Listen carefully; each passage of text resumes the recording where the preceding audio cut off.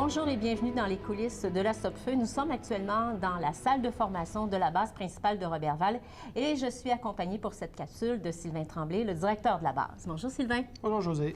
Donc oui, la Sopfeu protège tout le territoire du Québec. Alors c'est pas que le lac Saint-Jean, on a des zones de façon particulière lorsqu'on parle de protection de la forêt contre le feu.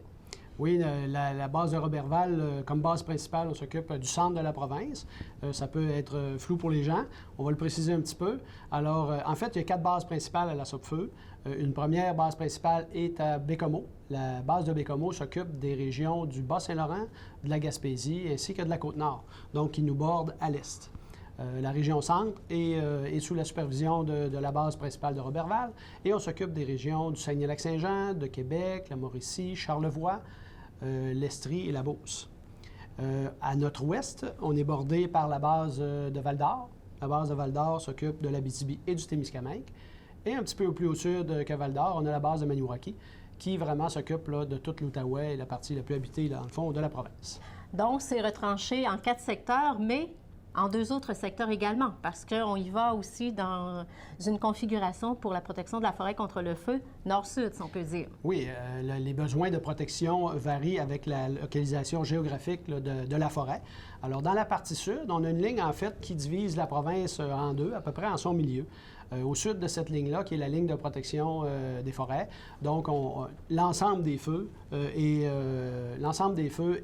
travaillé et on ne tolère pas les incendies sur le territoire. Donc, chaque feu est attaqué. Au nord de la zone de protection, de la ligne de la protection nordique, on a la zone de protection nordique, justement.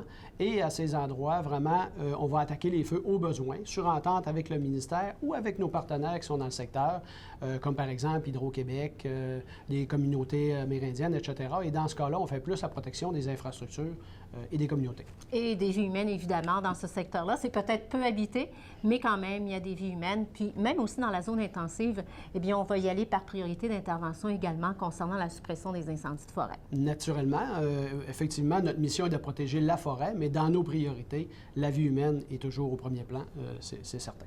Alors, si on parle de la base principale de Roberval, eh bien, c'est bien grand pour s'occuper de la région centre du Québec parce qu'on part évidemment de la région du Saguenay-Lac-Saint-Jean, on parle également de Chibougamau-Chapin, mais aussi jusqu'aux lignes américaines. Alors, comment c'est configuré pour essayer de protéger la forêt contre le feu dans ce secteur-là? En fait, chaque base principale est soutenue par des bases secondaires. Dans le cas de Roberval, on a une base secondaire dans le secteur de Chibougamau, donc au nord du lac. On a une base secondaire également au sud de Roberval, dans le secteur Latuc, à Latuc même, en fait.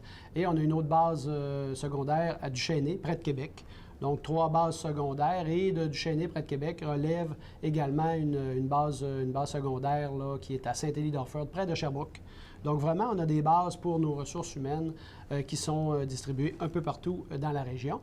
Nous opérons aussi 3 bases d'avions-citernes, donc la base de Roberval, la base de Chibougamau qui accueille également des avions-citernes. Et on a un aéroport nordique qui est situé près du lac Manoine, au nord de Chute-des-Passes, vraiment nord à plus de 150 km au nord de Roberval.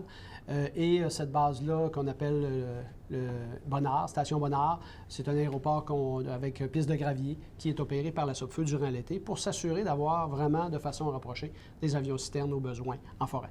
Donc, ce qu'on peut dire, c'est qu'à la base principale de Roberval, c'est qu'il y a beaucoup de personnel parce que ça nous prend des pompiers forestiers, que ce soit à Latuc, Duchesnay, Roberval et aussi Chibougamau, des chefs de base et tout le personnel qui est inclus évidemment dans nos opérations, dans l'anticipation, la suppression et aussi la prévention. Tout à fait. On entend souvent parler des avions-citernes, mais quand je vous parlais des bases secondaires tantôt, on parle d'un total dans la région centre de 80 pompiers forestiers qui sont divisés dans chacune de ces bases-là pour pouvoir attaquer les feux. Et on va le voir tout à l'heure un peu avec la formation. Le rôle de ces pompiers forestiers-là également est d'être chef d'équipe pour d'autres combattants occasionnels qu'on va ajouter au besoin.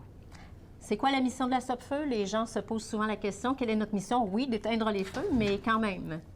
Alors, la mission de la Sopfeu, optimiser la gestion et la protection des forêts contre le feu pour la pérennité du milieu forestier, au bénéfice des communautés et de la population et naturellement au meilleur coût possible. Donc, si on veut y aller un petit peu plus dans le détail, quand on dit d'optimiser la gestion de la protection des forêts contre le feu, en fait, on fait de la suppression nécessairement, mais il faut dire aussi que la gestion des feux implique aussi qu'il y a des décisions à prendre. Comme je disais tantôt, dépendamment des besoins, de la stratégie, on n'attaquera pas tous les feux de la même manière, dépendamment de la localisation géographique des feux. Donc, il faut vraiment gérer pour ne pas constamment réagir de la même façon, mais réagir selon vraiment le besoin de la situation. Et ça veut dire, Sylvain, que la même superficie d'un feu pourrait être attaquée de façon différente et au meilleur coût possible, pourrait avoir coûté plus cher un comparé à l'autre. Absolument. Oui, le meilleur coût possible vient induire aussi une partie de la gestion, c'est-à-dire que, pas qu'on veut que ça coûte le moins cher possible, mais au meilleur coût possible veut bien dire qu'on doit prendre la solution ou l'organisation qui est la moins chère possible pour arriver aux résultats, dans le fond, qui sont visés par la mission, c'est-à-dire d'assurer la pérennité du milieu forestier pour que dans 100 ans, on ait encore des forêts et qu'elles n'aient pas toutes brûlé, et aussi pour avoir, au même moment, assuré la disponibilité de la forêt. Oui, pour l'industrie, mais aussi pour les villégiateurs, les pourvoiries. On parle du chemin de fer. Donc, pour avoir un milieu sécuritaire pour l'ensemble de la communauté. Donc, ça veut dire que le feu de 2010 qu'on a connu ici, qu'on a appelé le Smoky, eh bien, a coûté quand même relativement cher, mais c'est parce qu'il y avait beaucoup de valeurs à protéger. C'était un potentiel qui avait été analysé parce que si ce feu-là, cette superficie-là avait brûlé plus au nord où il n'y avait pas d'infrastructure, seulement que des arbres, on aurait peut-être eu un ton différent. Oui, le feu du Smoky, qui est un feu historique là, à la Sopfeu, en 2010, est arrivé ici, entre ici et, dans le fond, ici et La Tuque, au sud du réservoir de la Lièvre. Alors, le feu du Smoky est un des grands feux qu'on a eu dans la province, historiquement. Par contre, il y a des grands feux qui coûtent moins cher que ça, justement à cause de leur localisation dans des endroits peu occupés. Quand on prend le feu du Smoky, qui est survenu dans un endroit où il y a énormément de villégiature, beaucoup d'opérations forestières, et un feu qui a duré également une grande partie de la saison. Alors, pour la même superficie, on a de ce genre de feux qui vont coûter quelques centaines de milliers de dollars, peut-être 1 million de dollars, et on a le feu du Smoky à l'autre extrême qui a coûté 12 millions de dollars pour le même feu, donc qui est historiquement un des feux, ou si ce n'est pas le feu le plus cher là, que la Sopfeu a opéré. Le mandat très important aussi concernant la Sopfeu, c'est la presuppression parce qu'on a du personnel régulier, du personnel saisonnier. Alors, nous, on travaille même en période hivernale parce qu'il faut se préparer également. Oui, souvent on parle des activités de suppression à la Sopfeu. Ce qui paraît, c'est vraiment la lutte pendant l'été. Mais il ne faut jamais oublier que si jamais le travail d'hiver et la préparation hivernale et printanière n'est pas adéquate, nous n'aurons pas d'opérations qui vont être fluides et qui vont réussir à atteindre la mission. Donc vraiment, on a vraiment des activités de préparation en période hivernale, beaucoup d'activités de formation. Vous voyez qu'on est dans la salle de formation, une salle là, dédiée à cette fin. On signe des ententes, on distribue du matériel sur le terrain en début de printemps, l'ouverture des bases secondaires. Donc vraiment, plusieurs activités à faire pour en arriver au premier feu, à être prêt à faire face à la musique. Donc, évidemment, on a des travailleurs saisonniers qui vont entrer ici. On parle de nos pompiers forestiers, mais aussi de la main-d'œuvre auxiliaire qui va être formée aussi d'année en année. Oui, on peut parler de 3 catégories majeures d'employés à la Sopfeu. On parlait tantôt de présuppression, donc de travaux d'hiver. On a une partie de l'équipe qui vraiment travaille à l'année, feu ou pas, qui maintient le roulant de l'organisation, s'occupe de la budgétisation, les plans de formation, etc. Nos pompiers forestiers sont vraiment le grand nombre de nos employés et on en a besoin vraiment en période d'été, en grand nombre. Donc, on va commencer à les faire entrer au travail vers la mi-avril. Et encore là, à la mi-avril, travail de formation, d'accueil, de renouvellement des connaissances. Et ces pompiers-là vont être pour les plus loin, jusqu'à la fin septembre environ. Donc, vraiment, la grosse masse de travailleurs, c'est nos pompiers forestiers de façon saisonnière. Et nos pompiers forestiers sont capables d'être chefs d'équipe sur les feux, ils sont capables de gérer plusieurs personnes. Donc, vraiment, on vient combler avec la main-d'œuvre auxiliaire. Un autre élément important de notre organisation, la main-d'œuvre auxiliaire, ce sont des personnes qui sont engagées, en fait, par des entreprises forestières ou autres et pour lesquelles on loue les services. Donc, on a des protocoles d'entente qu'on signe avec des entreprises pour nous prêter, pour nous louer du personnel en période de feu, qui vient, dans le fond, multiplier la capacité de suppression de nos pompiers forestiers. Et il faut dire également qu'un autre principe très important, c'est la santé et sécurité au travail ici à la Sopfeu. Oui, comme je disais tout à l'heure, tout au long de l'année, on a une vigilance importante sur les programmes de prévention, pas de prévention, excusez-moi, de formation, leur suivi, leur application. L'ensemble du personnel qui revient à chaque printemps a des rappels, des formations nouvelles. L'importance de la formation nous permet d'avoir des opérations fluides dans un premier temps, mais aussi d'avoir des opérations sécuritaires. On sait que sur un incendie, c'est une situation dynamique. Il va y avoir des aéronefs, il va y avoir des arbres, de la scie mécanique, des hélicoptères. Donc vraiment, chaque partie de l'organisation, chaque participant doit bien connaître son rôle et doit bien connaître les procédures et les mesures en place pour gérer l'ensemble de ces risques-là. Ça va autant des équipements de protection à la connaissance du comportement du feu. Et lorsqu'on parle de pompiers forestiers, les pompiers forestiers sont amenés à faire des formations.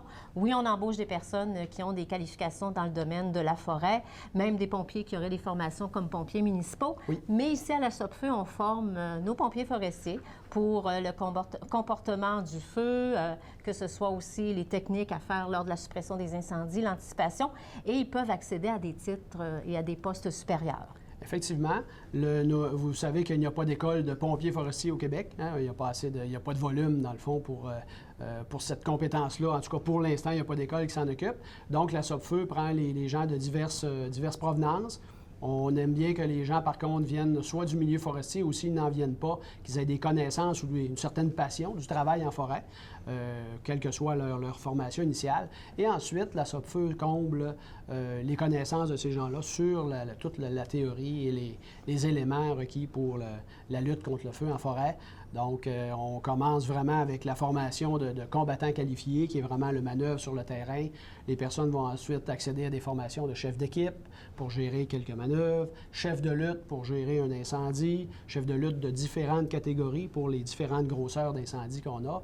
Certains de nos chefs de lutte vont gérer jusqu'à 20 personnes là, sur le terrain, nos chefs de lutte de provenance de nos employés forestiers.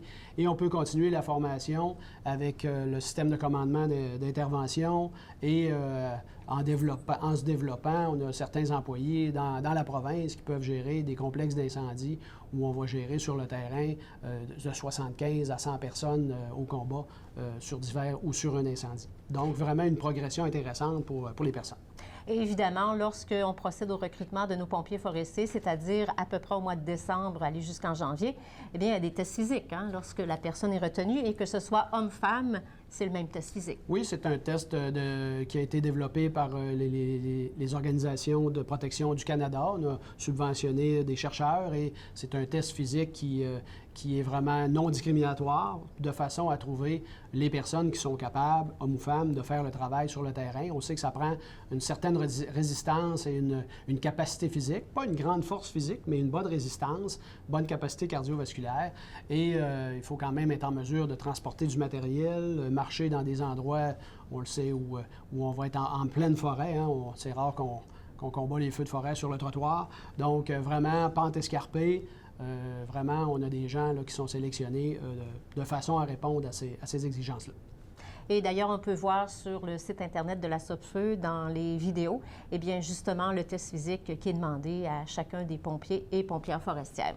Sylvain, on a la détection également, qui est une mission de la Sopfeu également. Oui, pour atteindre notre mission, on doit trouver les incendies. Alors, vraiment, on a différents moyens pour trouver les incendies. Le premier moyen, c'est le public. Alors, vraiment, les gens qui sont à la maison peuvent nous appeler constamment. On a une station d'écoute avec un seul numéro provincial et puis qui nous permet d'avoir les appels du public. C'est une première façon de trouver les incendies. D'autres façons qu'on utilise, dans une portion plus historique des capsules, on a parlé des tours d'observation. Ça n'est plus utilisé au Québec. On utilise les aéronefs. On a une flotte d'aéronefs qui survolent la forêt en période estivale, selon des plans de patrouille, selon les indices de sécheresse, selon les secteurs qui sont touchés. Donc, on intensifie les patrouilles pour toujours trouver les feux le plus petit possible. Les gens nous demandent parfois, est-ce que vous utilisez le satellite? L'utilisation du satellite n'est pas encore opérationnelle pleinement à la Sopfeu, dans le sens qu'on doit trouver les incendies le plus petit possible, et dans certains cas, c'est une question de minutes. Et toute la question de l'acquisition et du transfert des données ne nous permet pas actuellement d'avoir cette précision-là. Donc, c'est encore des aéronefs, mais on commence à utiliser la détection satellitaire dans la partie nordique du territoire, ou on peut assumer d'avoir des feux qui sont trouvés un petit peu plus gros que ce qu'on exige dans le sud. Et lorsqu'on reçoit une alerte, eh bien, ça s'en va au Centre régional de lutte. D'ailleurs, nous ferons une autre capsule concernant le Centre régional de lutte. Merci, Sylvain. Merci, Josée.